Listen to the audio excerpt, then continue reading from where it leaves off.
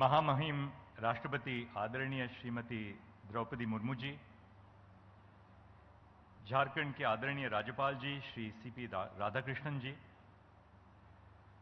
मुख्यमंत्री श्री हेमंत सोरेन जी, सर्वोच्च न्यायालय के मेरे वरिष्ठ सहयोगी श्री अनिरुद्ध बोस जी, केंद्रीय विधि और न्याय मंत्री श्री अर्जुन राम मेघवाल जी, झारखंड उच्च न्यायालय के मुख्य न्यायमूर्ति श्री संजय कुमार मिश्र, उच्च न्यायालय के आदरणीय न्यायाधीश, झारखंड उच्च न्यायालय के भूतपूर्व मुख्य न्यायाधीश और न्यायाधीशगण, विशिष्ट अतिथिगण, जिला एवं सत्र न्यायालयों में कार्यान्वित न्यायाधीशगण, आदरणीय अधिवक्ता भाइयों बहनों, झारखंड उच्च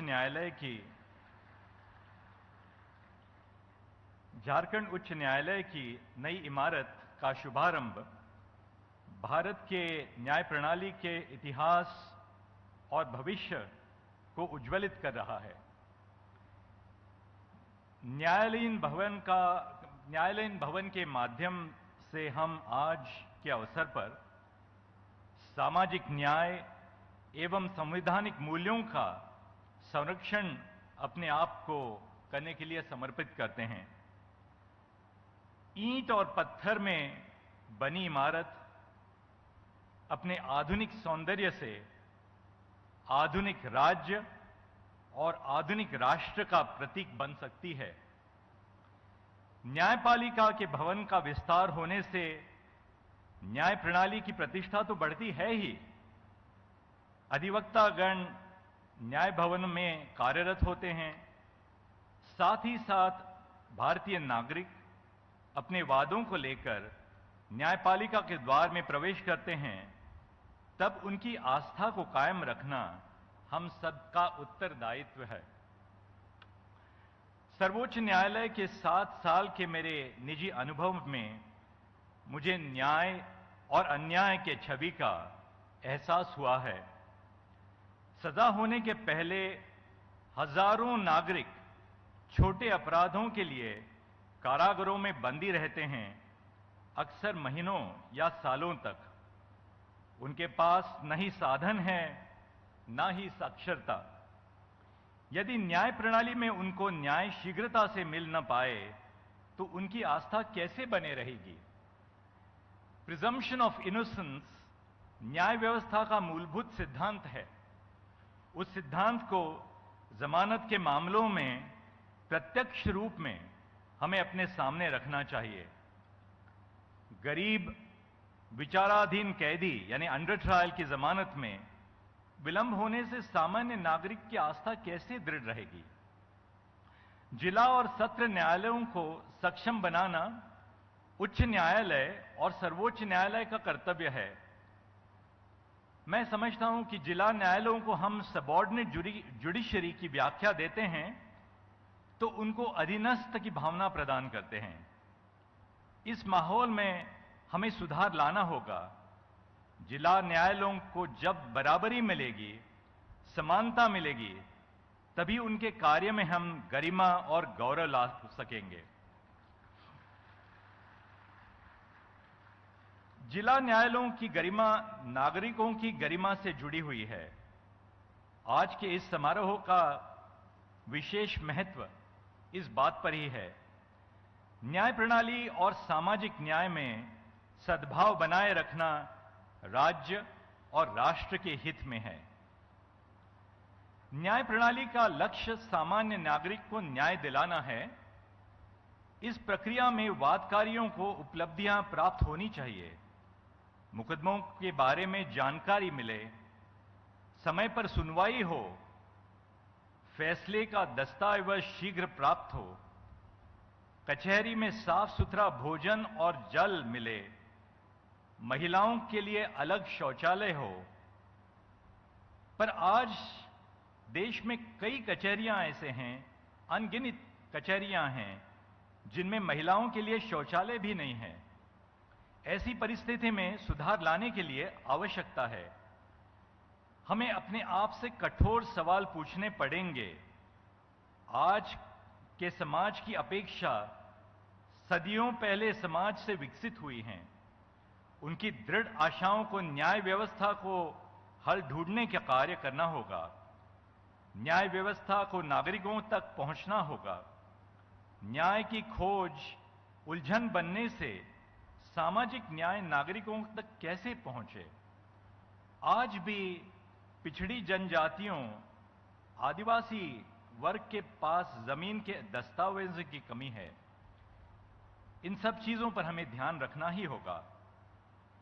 टेक्नोलॉजी के माध्यम से आज हम न्याय व्यवस्था को प्रत्येक नागरिक के द्वार तक ले जाने का प्रयास कर रहे हैं। सर्वोच्च न्यायालय और उच्च न्यायालयों का कार्य अंग्रेजी भाषा में होता है। उस भाषा से दूर 6,40,000 से ऊपर गांवों में हम अपना हस्तचिन्ह तब ले जा सकते हैं जब अपने निर्णय का अनुवाद संविधान में स्थित भाषाओं में कर लें। इस कार्य को आज आर्टिफिशियल इंटेलिजेंस के माध्यम से सर्वोच्च न्यायालय ने अपनाया है। उदाहरण तौर पे हिंदी भाषा में सर्वोच्च न्यायालय की 6,000 से ज्यादा निर्णयों का अनुवाद हुआ है। सर्वोच्च न्यायालय के 34,000 निर्णय निःशुल्क ESCR में उपलब्ध आज हो गए हैं। इन पहलों को प्रोत्साहन देने के लिए मैं उच्च न्यायालयों में आशा रखता हूं। अदालत की कार्यवाही को लाइव स्ट्रीमिंग करने से अदालत के कार्य का प्रसारण देश के हर घर में ले जाना एक महत्वपूर्ण प्रकल्प है। ई-कोर्ट्स के फेज 3 में भारत सरकार ने 7,000 करोड़ रुपयों का अनुदान किया है। इस लागत से न्याय प्रणाली आधुनिक प्रणाली की दिशा में प्रेरित होगी। साथ ही साथ टेक्नोलॉजी के माध्यम से हम अपने कार्य को सामान्य जीवन से नजदीकी प्रदान करेंगे। इस शुभ अवसर पर मैं आप सबको बधाई देता हूं। मुझे यहां आमंत्रित करने के लिए आप सबको मैं आपके चरण स्पर्श के रूप में धन्यवाद देता हूं। मुझे आशा है कि आप मुझे रांची फिर लौट आने का अवसर देंगे। नमस्ते, जोहार।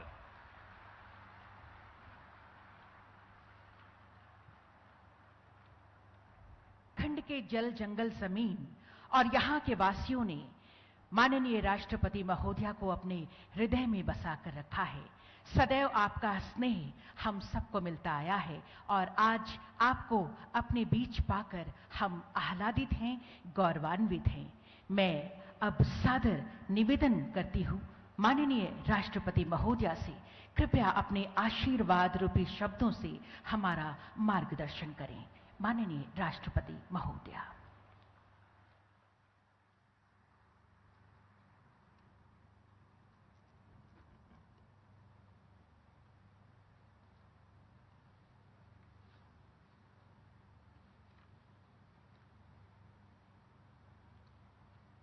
Governor of Jharkhand Shri CP Radhakrishnan ji, chief justice of India doctor justice DY Chandrachud ji, chief minister Jharkhand Shri Hemant Soren ji, जज supreme court of India Shri justice Aniruddha Bose ji, union minister of state for law and justice Shri Arjun Ram Meghwal ji, chief justice of Jharkhand high court Shri justice Sanjay Kumar Mishra ji, जजेस of the Jharkhand high court, distinguished guests, ladies and gentlemen, Johar, Namaskar. I am delighted to be among you here today. I have an old association with the people of Jharkhand and I find their warmth amazing. I am grateful to you all for your warm welcome and for making me feel as if I am back at home once again. Today, the Jharkhand High Court is crossing an important landmark with the inauguration of its new building. In its earlier stage, it was set up in 1972 as the circuit bench of the Patna High Court. This High Court was set up after the state of Jharkhand was carved out of the state of Bihar in November 2000. In barely 2 decades, it has grown impressively, and its sanctioned strength of judges has more than doubled from 12 to 25. The building from where it was functioning was once meant only for the circuit bench. Befitting its new profile, there was obviously the need for larger, the more modern infrastructure to efficiently dispense justice. The new building is truly impressive with its modern amenities and state-of-the-art physical infrastructure. It has a residential complex for the judges and the members of the registry. Apart from lawyers' chambers and the State Bar Council building. What is really notable is that the entire campus is designed and constructed by keeping the principle of energy conservation in mind. On top of it, the afforestation along with the presence of a variety of trees makes it truly a green campus. I am sure this new building of the Jharkhand High Court will inspire other public and private organizations to make the environment the central factor in their projects of similar nature. It is also a necessity in the age of global warming. I congratulate everyone who has contributed to making this project a reality. I find the new campus visually pleasing as well. For those of you working here, it should be a pleasant experience to expend your working hours in this beautiful campus. In the context of working conditions, I would like to point out a trend we have witnessed in recent years. Many court buildings have opened creches so that our sisters can balance their family responsibilities in their work. I am sure the new building would have a provision for a creche. Ladies and gentlemen, this court is a temple of justice. The people of this nation look at courts with faith, and even the language of law reflects that feeling when we use words like pray. People themselves have given courts the power to dispense justice. That is to say, to set wrongs right. They come here with a prayer to get what is just. It is a very serious responsibility indeed. That brings us to a topic on which I have often spoken, namely the question of access to justice. Improving it is always a work in progress.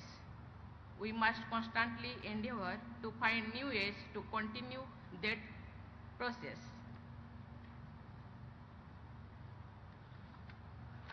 Access has many aspects. Cost is among the most important of those.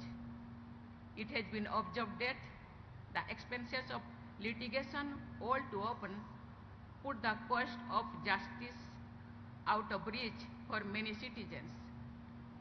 In response, various authorities have taken a number of welcome initiatives, including the opening of free legal counseling cells. Many lawyers to offer pro bono services. I urge all stakeholders to think innovatively and find new ways to expand the reach of justice. Another aspect of access is language. मैं language की बात करती हूँ, लेकिन मैं Hindi English में बात करती हूँ। मैं धन्यवाद देना चाहती हूँ चीफ जस्टिस ऑफ इंडिया को और हिंदी में यहाँ स्पीच दिए।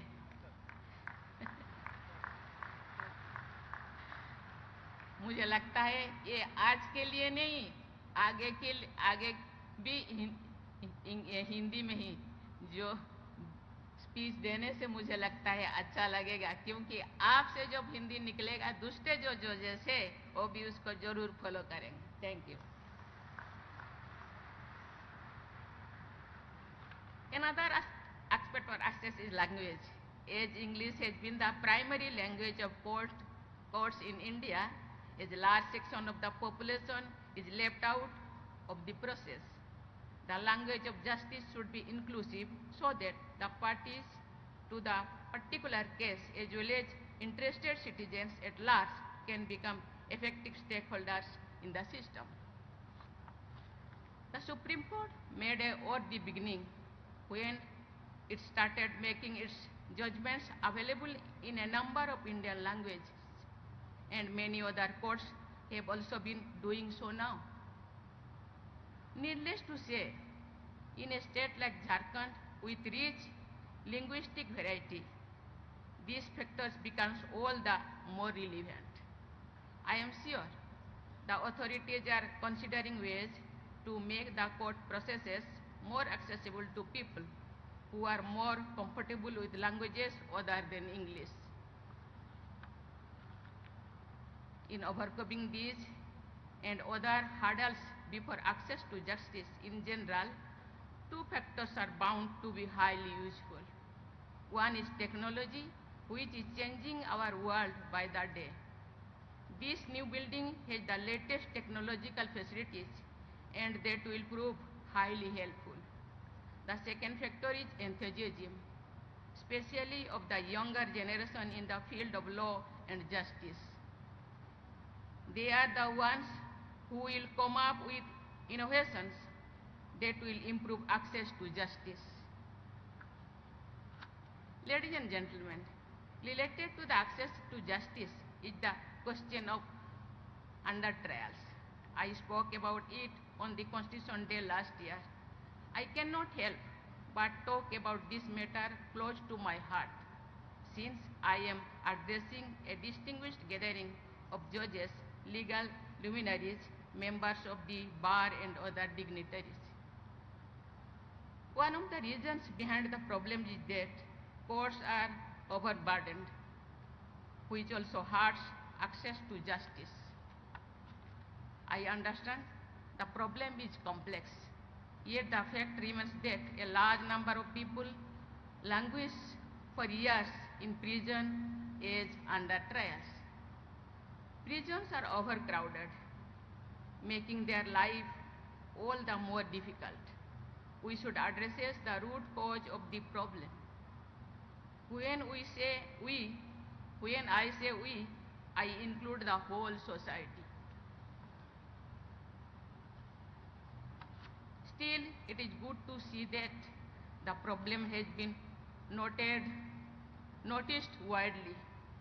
The issue is being debated, and some of the best minds of the legal fraternity are seized of the matter. I am glad to note that several steps have been taken to make justice delivery system more accessible and inclusive, especially for women of different segments of the Indian society.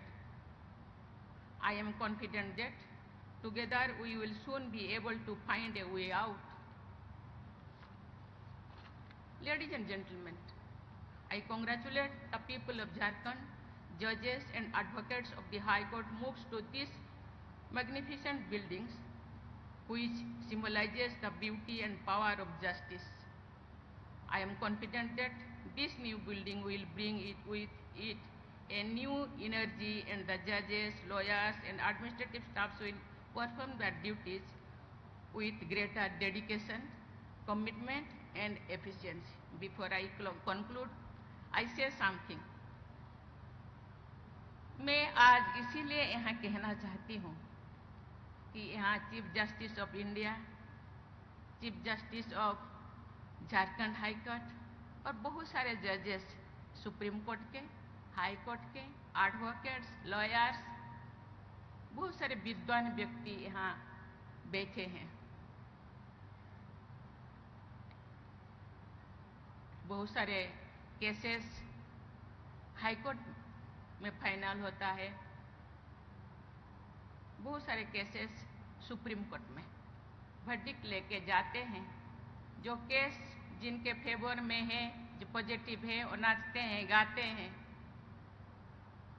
5 साल के बाद, 10 साल के बाद, 20 साल के बाद, चलिए देर है लेकिन अंधेरे नहीं, इसीलिए वो खुश होते हैं। लेकिन उनका खुशी कुछ दिन में ही वो गायब हो जाता है, क्योंकि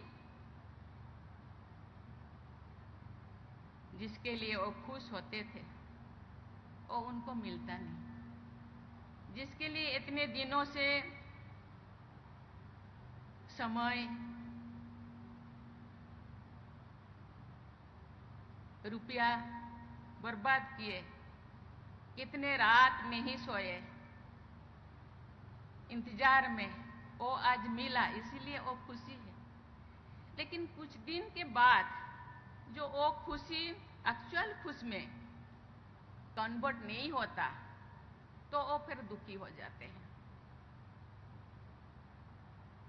मैं एक छोटी सी गांव में से आई हूँ, वहाँ एक छोटी सी मेंबर में थी फैमिली काउंसलिंग सेंटर के। हम क्या करते थे, कुछ केसेस फाइनल होने के बाद हम रिविजिट करते थे। वो जो केस हम फाइनल किए एक्चुअली वो ठीक ठाक है कि नहीं, वो फैमिली वो कैसे रहते हैं, क्या करते हैं, ठीक ठाक है, मुझे पता नहीं। ये जो प्रोविजन है कि नहीं। बहुत सारे लोग मेरे पास आते हैं, अपने वर्डिक्ट लेके आते हैं, मैडम मैं तो केस तो जीत गया, लेकिन मुझे जो मिलना चाहिए, जो जस्टिस मिलना चाहिए, मुझे नहीं मिल रहा है। मुझे पता नहीं उसका कुछ रास्ता है कि नहीं। मैं अभी चंद्रचूड़ साहब से, चीफ जस्टिस से मैं बातें करती थी, उन्होंने बोले हाँ ऐसे केसेस है। बहुत सारे लोगों को पता नहीं, उन्होंने बोले कंटेम्प्ट केस कर सकते हैं, लेकिन बहुत सारे लोगों को पता नहीं। कंटेम्प्ट केस करने के बाद फिर शुरू से मुझे फिर वही दोहराना पड़ेगा, वही मुझे फिर 20 साल जाना पड़ेगा, फिर 7 साल मुझे इंतजार करना पड़ेगा, फिर मुझे 10 साल इंतजार करना पड़ेगा। मुझे पता नहीं उसका कुछ रास्ता है कि नहीं। आप सब जजेस बैठे हैं, चीफ जस्टिस ऑफ इंडिया बैठे हैं, chief justice of high court बैठे हैं, मुझे पता नहीं उसका रास्ता है कि नहीं।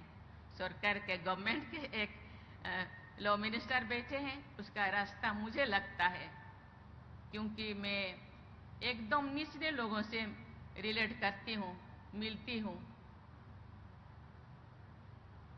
मुझे लगता है उनको सही महीने में जस्टिस मिलना चाहिए। ये रिस्पॉन्सिबिलिटी आपका है। मुझे लगता है इसका रास्ता जरूर होगा। नियम हम बनाते हैं, नहीं है तो बनाना चाहिए थोड़ा, उनको तो न्याय मिलना चाहिए। क्योंकि बहुत सारे लोग मेरे पास, मैं भेजूंगी चीफ जस्टिस ऑफ इंडिया को, मेरे पास तो पहुंच नहीं पाते अभी, पहले तो पहुंच पाते थे, लेकिन मैं भेज देती थी, वो कहाँ गायब हो जाता था मुझे पता नहीं। लेकिन अभी मेरे पास जो है, मैं जरूर आपके पास भेजूंगी। मुझे लगता है उनको एक्चुअल खुशी मिलना चाहिए, एक्चुअल न्याय मिलना चाहिए। जाएं तो कहाँ जाएं? चीफ जस्टिस ऑफ इंडिया या सुप्रीम कोर्ट के बाद और कोई तो कोर्ट शायद नहीं है। मैं इसी के साथ my best wishes will be with you in all your India. Thank you. जय हिंद, जय भारत, जय झारखंड। आपके आशीर्वचनों के लिए